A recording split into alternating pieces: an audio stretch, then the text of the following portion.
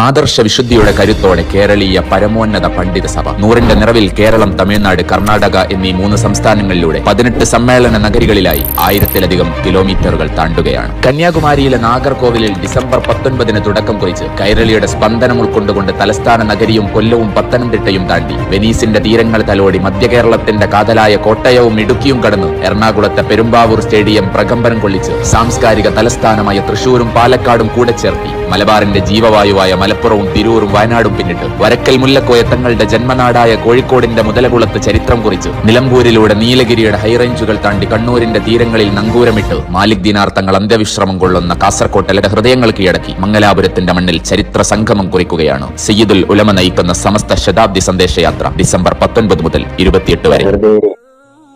സമസ്ത ശതാബ്ദി യാത്ര അങ്ങകലെ കന്യാകുമാരി മുതൽ മംഗലാപുരം വരെ നീണ്ടു നിൽക്കുന്ന യാത്ര. ഇതിന്റെ പ്രത്യേകത എന്താണെന്ന് അറിയുമോ?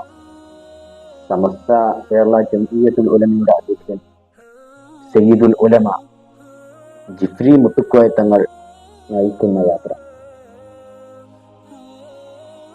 അല്ലാഹുവിന്റെ റസൂൽ സല്ലല്ലാഹു അലൈഹി വസല്ലമ പറഞ്ഞു, സയ്യിദുൽ ഖൗമി ഖാദിമുഹു, ഒരു സമുദായത്തിന്റെ നേതാവെന്നുള്ളത് അവരിലെ സേവകരാണ്.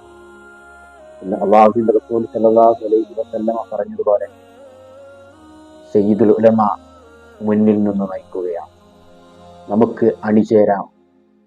നാം ഏവരും മനസ്സിലാക്കിയതുപോലെ തന്നെ 2026 ഫെബ്രുവരി മാസത്തിൽ പൂനെയിൽ വെച്ച് ജനലക്ഷങ്ങൾ പങ്കെടുക്കുന്ന മഹത്തരമായ സമ്മേളനം നമ്മൾ വിജയിപ്പിക്കേണ്ടതുണ്ട്.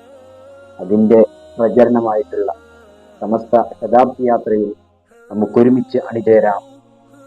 നമ്മളാണ് അതിൻ്റെ സംഘാടകർ, നമ്മളാണ് അതിൻ്റെ അതിഥികൾ, നമ്മളാണ് ഈ പരിപാടി വിജയിപ്പിക്കേണ്ടത്. നമ്മുടെ വീട്ടിലെ ഒരു പരിപാടിയായി കണ്ട് നമുക്കൊരുമിച്ച് സമസ്ത ശതാബ്ദി യാത്രയിൽ അണിചേരാം.